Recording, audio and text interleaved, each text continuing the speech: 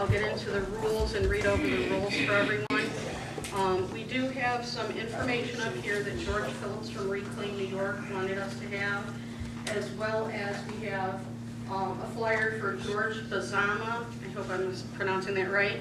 He's running for the Broome County District 4 legislator. So that information's up here, as well as a copy of all the rules. Before we begin, I would like to wish everyone a happy Constitution Day. Constitution Day, also known Constitution Day, also known as Citizenship Day, commemorates the formation and signing of the U.S. Constitution by 39 brave men on September 17, 1787, recognizing all who were born in the U.S. this forum. This is our 5th forum, and we pride ourselves on our format of allowing people to gather information on the candidates in a nonpartisan and respectful manner. We've had positive feedback on our platform from candidates from all 3 parties over the years that have participated, such as Donna Lapardo, Chris Bracco, Jason Garner, Maurice Hinchy, George Phillips, Fred Akshar, and many more. We've invited candidates for Governor, U.S. Senator, and Congressional District 22 and Sheriff. We have sent 2 emails and made 1 phone call for follow-up to anyone we could locate a number for. Shell Farley was unavailable tonight to attend, and she is running against Kirsten Gillibrand. David Harder was unavailable to attend. Matt Ryan has no contact anywhere, so we couldn't even contact him to invite him. There's no web page, no Facebook page, or anything else. Andrew Cuomo, Cynthia Nixon, Kirsten Gillibrand, and Anthony Brindisi did not respond at all to any of our 3 attempts to contact them. Tonight we have Representative Claudia Tenney, Republican Party, running for Congress 22nd District. We have Larry Sharp, the Libertarian, for governor. However, he couldn't make it either, but Andrew Hollister, his lieutenant governor running mate, is speaking on his behalf. And Mark Molinaro, Republican, running for governor. New York State Senator Fred Akshar will be speaking on his behalf. Rules of the forum. They're listed on the front table. If everyone could write legibly, please. 1 question per sheet or card, put it in the basket of the candidate that the question is for. Then our board member, Jim, will ask the question of the candidate. We'll try to get through as many as we can by 8:45, 8:50 p.m. Any that we don't get through, I don't think the candidates would mind if I emailed them the questions and they could send response, and I'll put it on our Facebook page. There's paper and pencils if you didn't come with your question ahead. If during the meeting you can think of any questions to ask, fill out a card, raise it in the air, and Ted will come by and pick it up and put it in the basket for you. Reminder, this is a forum for the candidates to inform us of their own views and solutions on the issues that they see. Each candidate's going to have 15 minutes uninterrupted to speak about their political platform, then we'll follow with question and answer. Candidates should not engage opponent or discuss their opponent's views. It's about them. A white card will be displayed at 3 minutes left. A yellow card will be displayed at 1 minute left. And a red card will be displayed when your time is up for your 15 minutes. And we'll also place the red card up when the answer period is done. You'll each have 2 minutes to answer, up to 2 minutes to answer every question that's asked. There's tables for literature, so if anyone is interested in any, they can head back there after the meeting. Rules for attendees. I already went over the question. Turn cell phones off. No cameras or recording devices except for the attending media. Questions are limited to single-part questions. There will be no rebuttal or follow-up questions. Unless it's a second question you think of and want to put it in the basket, that's fine. Unruly and disrespectful behavior to any of the candidates or to our proceedings will not be tolerated. There's no shouting out, there's no harassment of any candidates. We treat our guests with respect at all times. If it happens, you'll be asked to leave. So that's pretty much it. We'll start with Claudia Tenney, then move to Andrew Hollister. For Larry Sharp, I put them in order of when they had contacted me to join in the candidate forum. So it'll be Claudia Tenney, Andrew Hollister, and Fred Akshar. Oh, thank you. By law, I have to tell you, there's 2 fire exits here and in the back behind where the cameras are if you need them, but we won't, so we're good.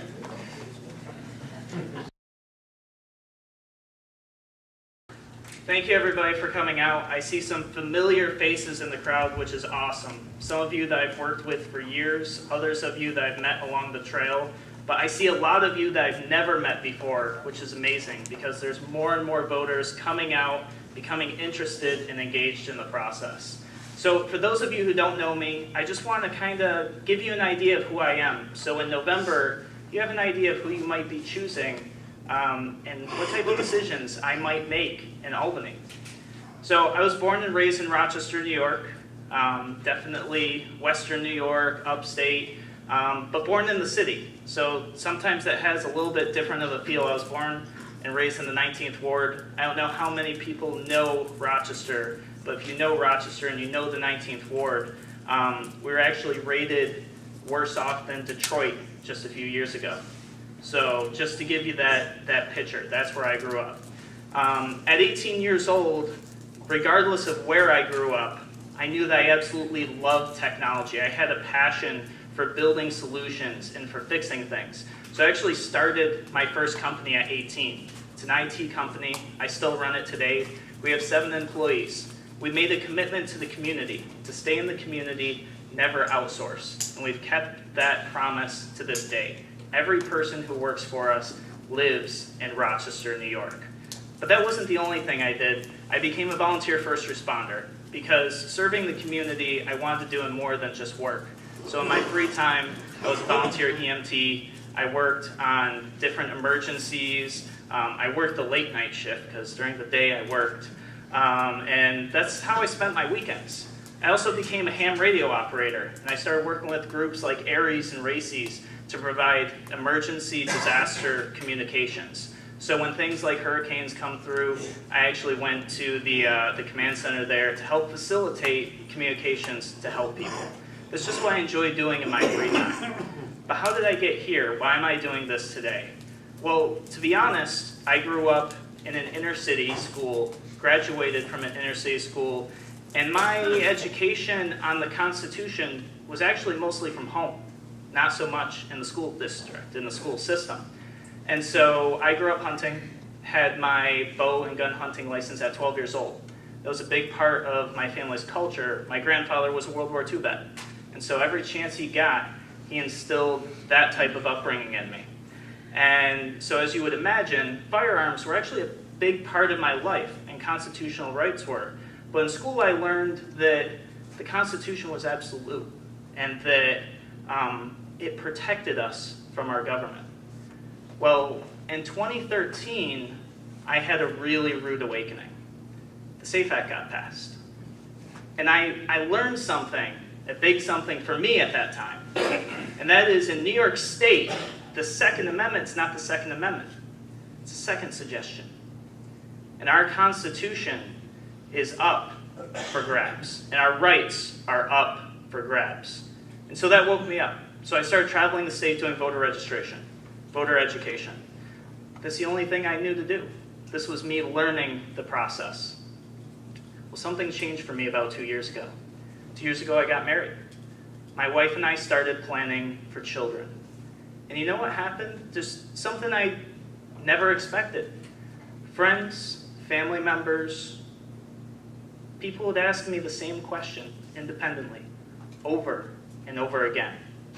That question was, when are you leaving? You're starting a family. When are you leaving New York State? And I was like, why would I leave? Oh, we started looking at education. Ranked 39th for graduation rates in the nation, 39th. Yet we spend on average $10,000 more per student per year. It's terrible. We're ranked 40th right now for business friendliness. We're ranked 50th for individual and economic freedoms. So yeah, when are you leaving? Where are you going? Is it going to be the Carolinas? Is it going to be Tennessee? Maybe Florida. The taxes and regulations in the state separate and divide families. That's what it does. So I had a decision to make. I didn't know that this is the decision I was making at the time. We lose 100,000 people a year. That's 100,000 families. And I bet you, by a show of hands in this room, how many people have a friend, a family member, or somebody they know who's left the state? Hands up, all across the room. More than half. How many people are thinking of leaving New York State? Almost as many. Almost as many. So the choice is, do I leave or do I stand and fight? Well, I grew up hunting in the southern tier in Allegheny County. I want that for my children. I grew up hiking in the Adirondacks in the North Country. I want that for my children. I go to the Naples Grape Festival. We do cider festivals, pumpkin festivals. We have 4 seasons in this state.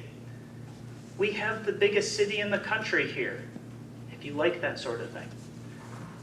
Why would I want to take that away from my children? But the question is that more important than opportunity and success for them?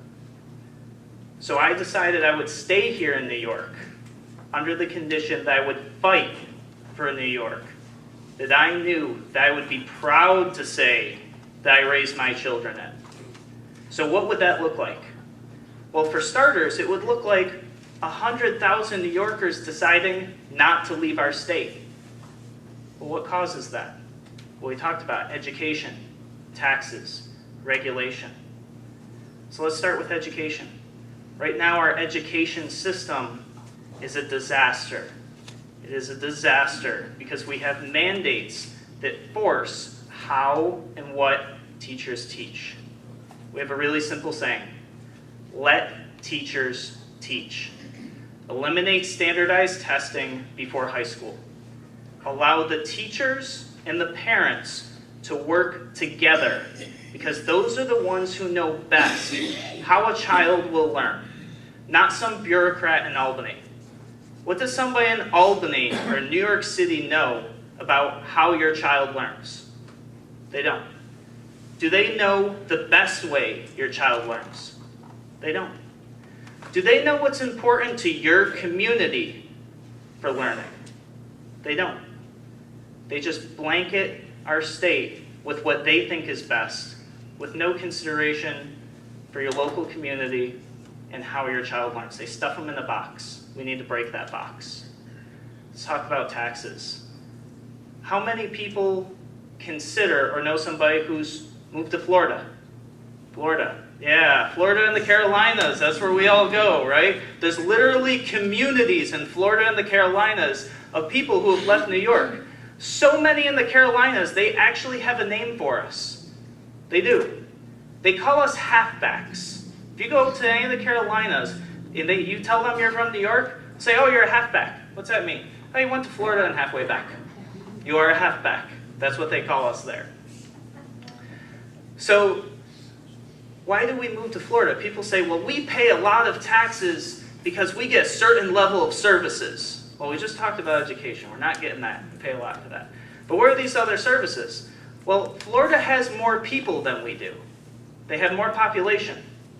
Their budget's half of ours. Half. And New Yorkers are still leaving New York State and going to Florida. Do we care about those services? Some of them we do, but that's not the reason people are paying high taxes in New York State. It's inefficient budgeting. It's poor spending, crony capitalism, projects that are extended way beyond budget. That's what's creating high taxes. What about our small businesses? I'm a small business owner.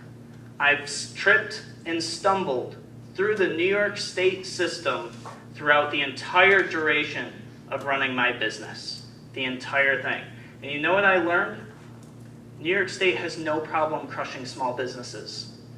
And you know what else? When New York State crushes a small business, they're crushing local jobs.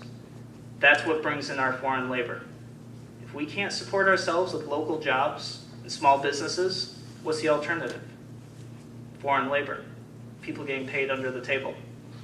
How do we fix that? We need to address licensing and regulation in this state. Remember, ranked 50th for freedom. We beat California. All right, so we have a really, really simple rule for licensing and regulation. The first is, would you ask your friend to do it? So think about it. We have a license for braiding hair in New York State, all right? How many people, if you have hair that can be braided and a friend that might braid your hair, would maybe consider, yeah, I'd let a friend braid my hair? Couple people, right? What about dog walking? Would you let your friend walk your dog? Maybe. I'd let my friend walk my dog. Why is there a license? These licenses have nothing to do with safety. They're a money grab. They're a barrier to entry. $2,500 for a hair braiding license? With no test to make sure, you don't strangle somebody with hair braids or something? Come on. It's a money grab.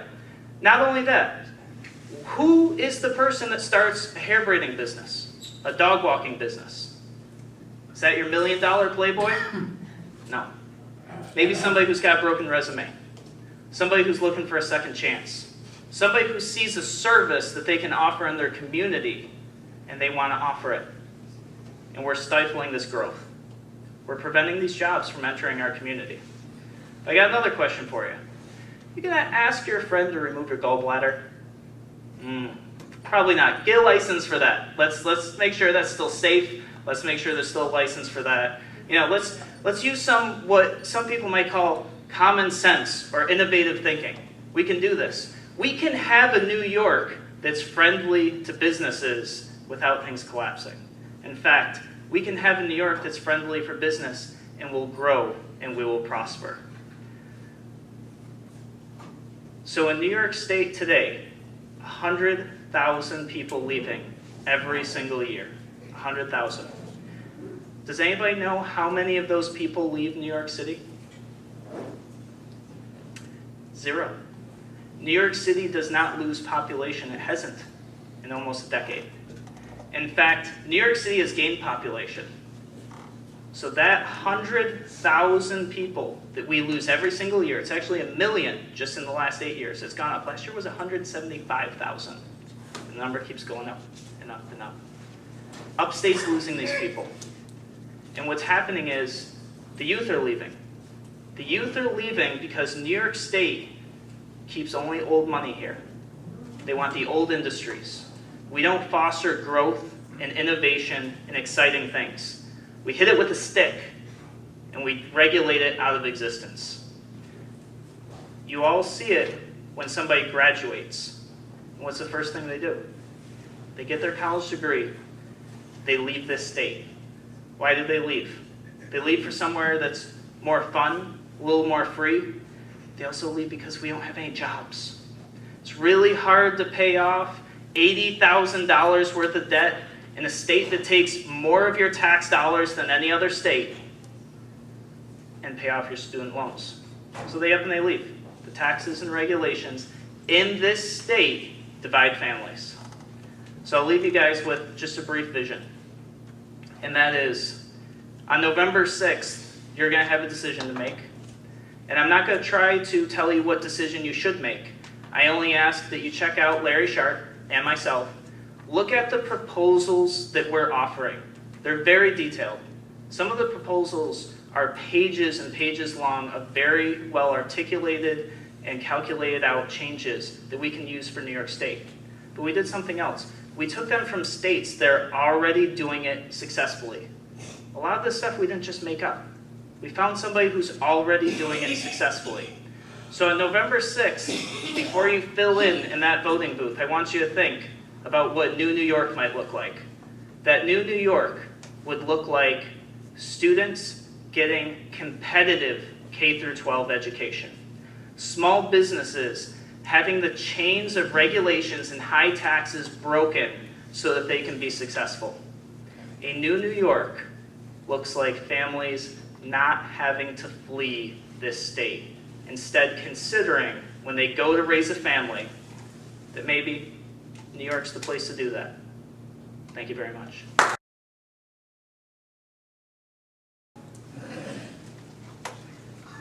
How would you fund Medicaid?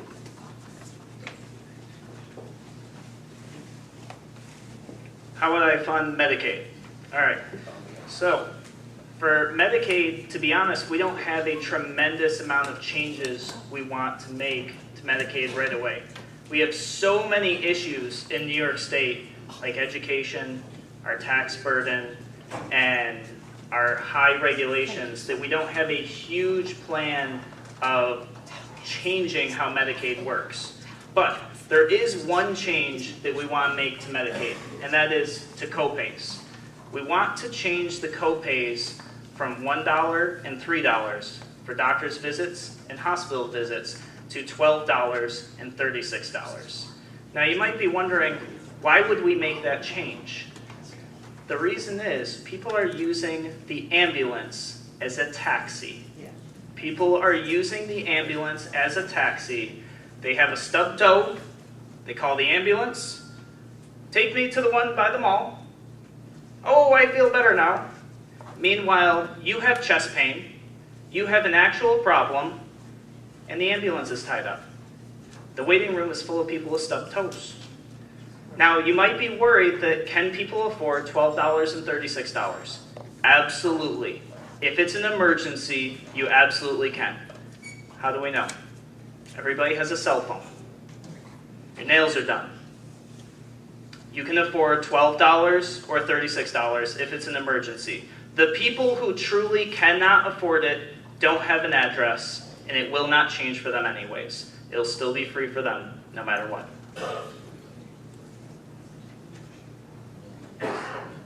What is one real plan to rein in spending on multiple government levels in New York State? So to rein in spending, we have to look at taxes. And a lot of times people talk about tax cuts.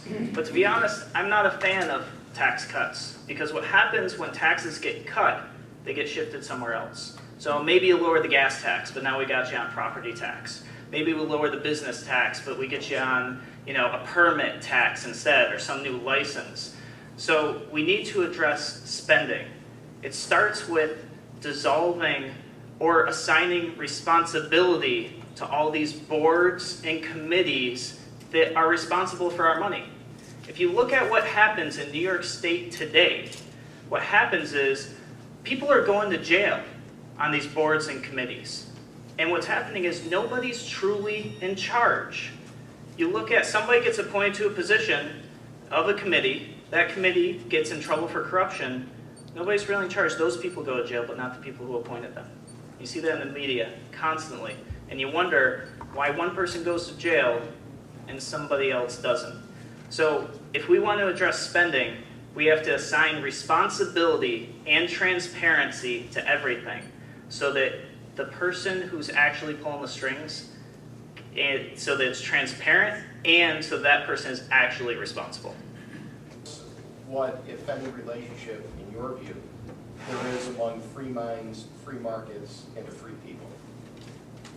Can I take the Safe Act question first? That's like my thing, I'd be happy to answer both, but could I do that? Is there anything in the rules about that?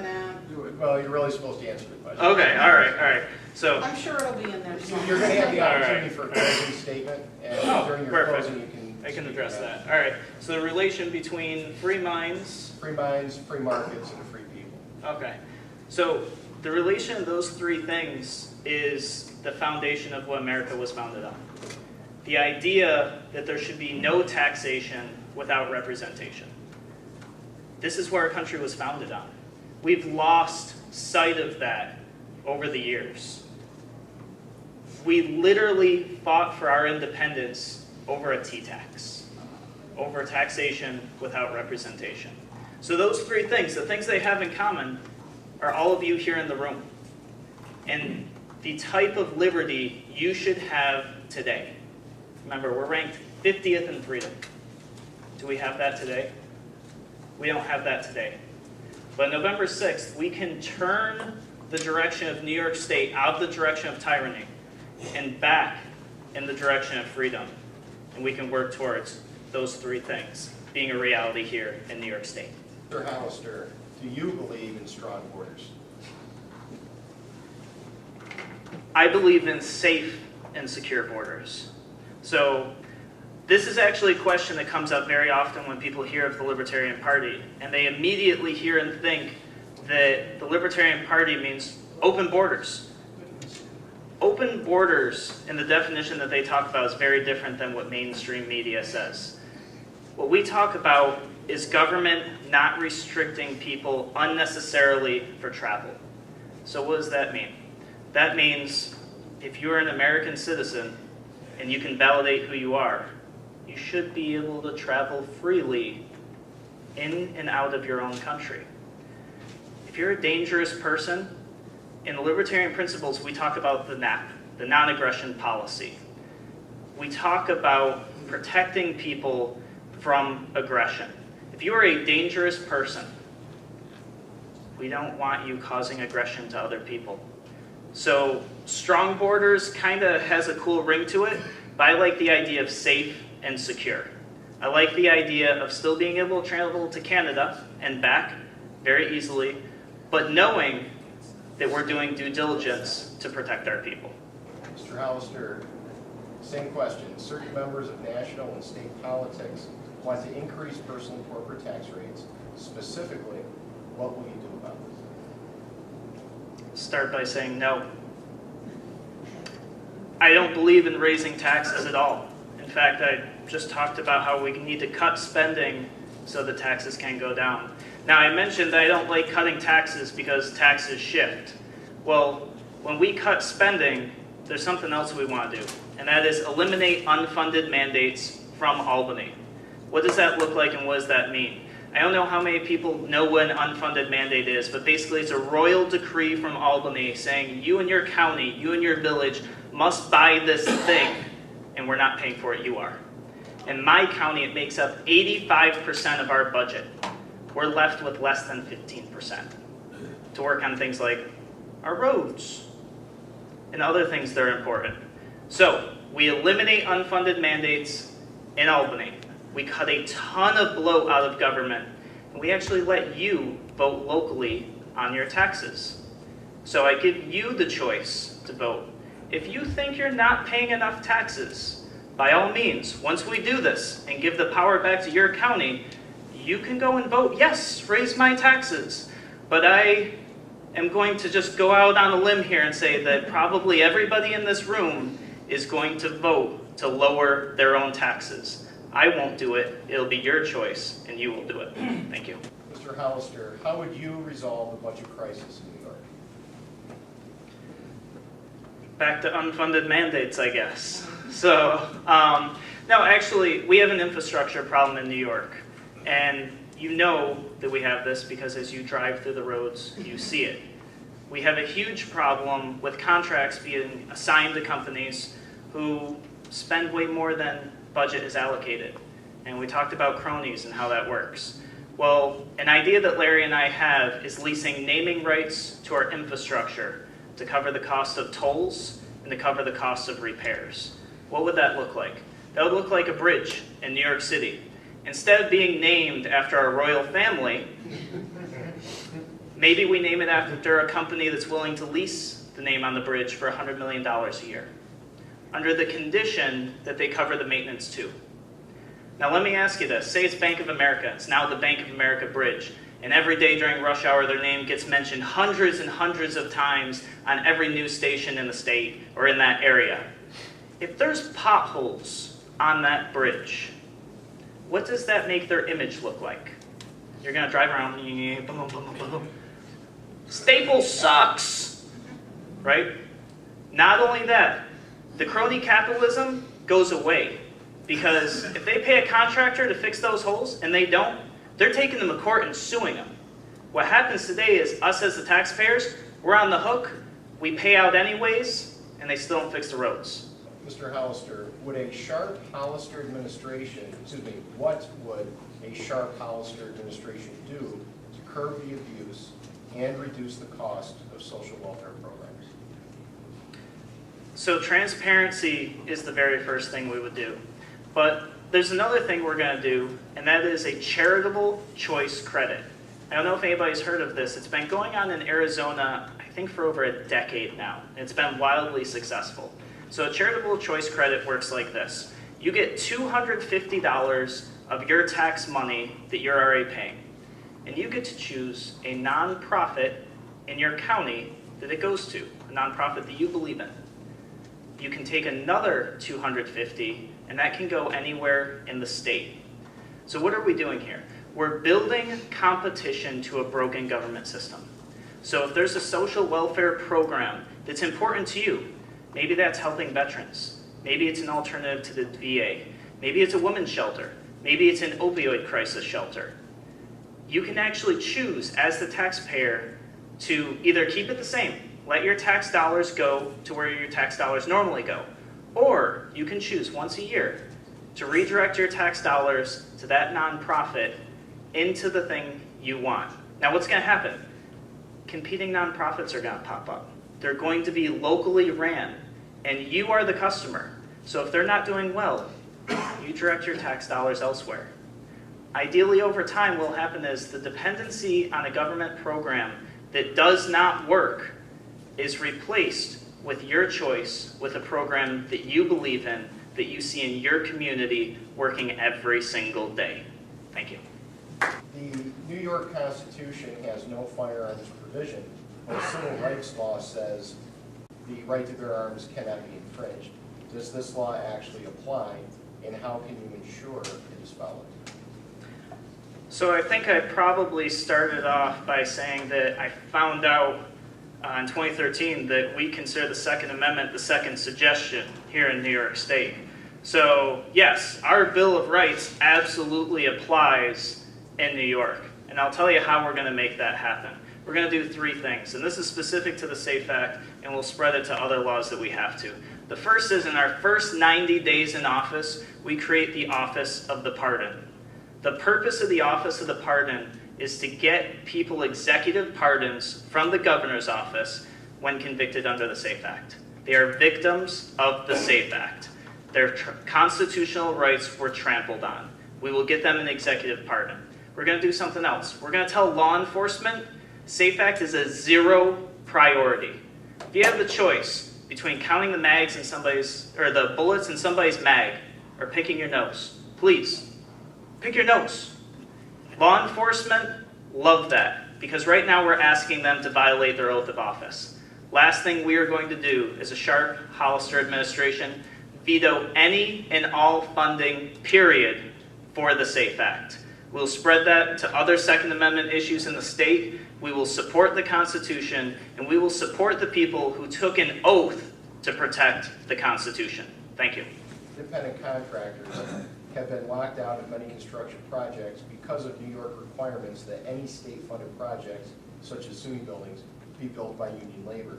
What would a Sharp-Hollister administration do to level the playing field between independent companies and union shops, especially when it comes to state projects?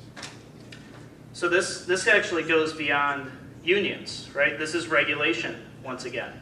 We need to reduce regulation in our state if we want to make it small business friendly. So that's not the only thing we have to do. We have to eliminate the scaffolding laws. I don't know how many people are aware of scaffolding laws in New York State.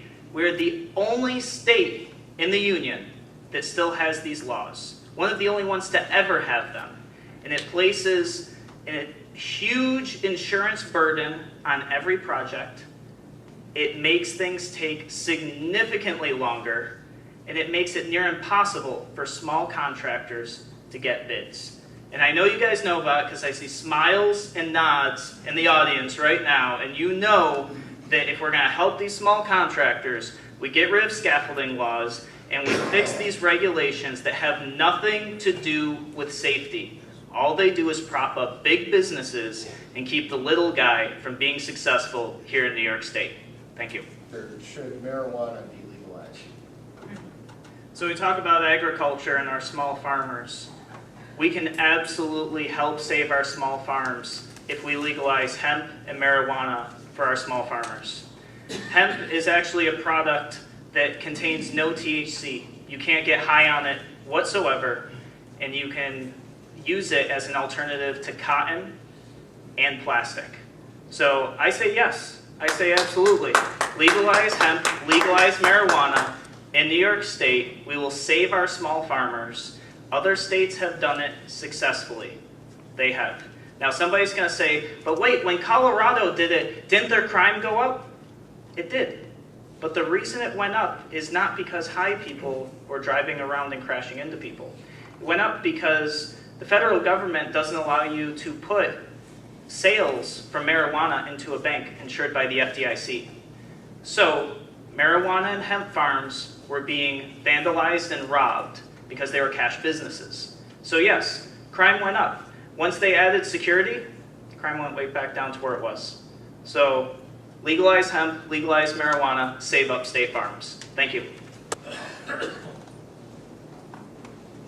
Mr. Hollister, same question that was asked a few months ago to Senator Akshar.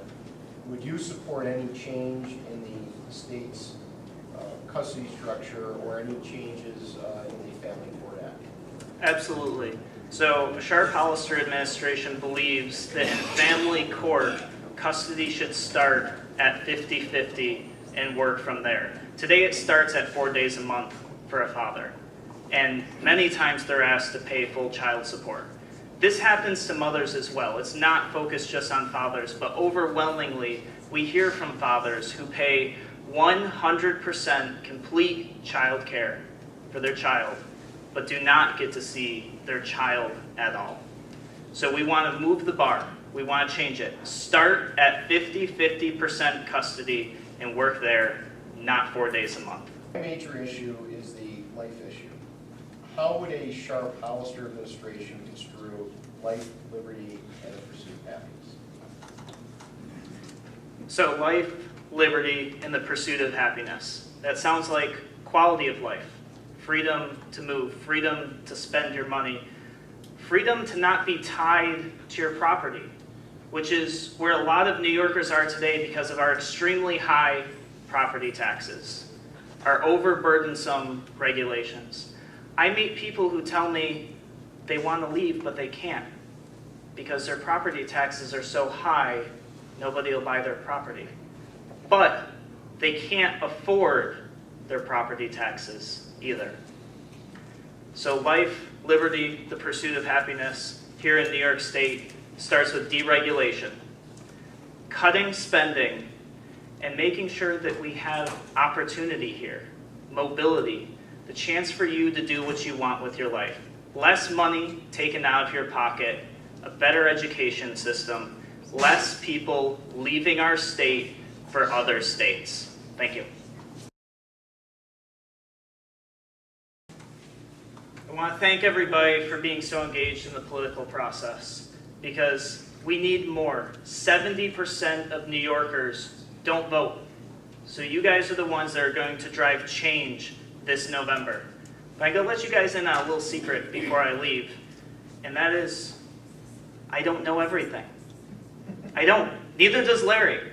And that's why we believe so firmly in making sure that one city in this state does not control the rest. Whether that's Albany or New York City, we truly believe that we need to restore power back to you in your local government by eliminating things like unfunded mandates and overburdensome regulations.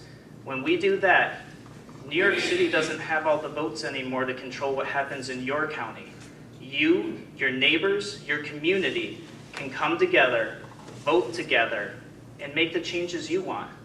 I understand that the Adirondacks is not the southern tier, that Western New York is not New York City, but our system today runs as if all of New York State is not diverse, as if we are not different regions, as if we don't need different things. I want to change that. And by changing that, you now have a voice. People will now have the opportunity to consider coming back, bringing their families back, not feeling pushed out of a state that's controlled by one city. Thank you very much.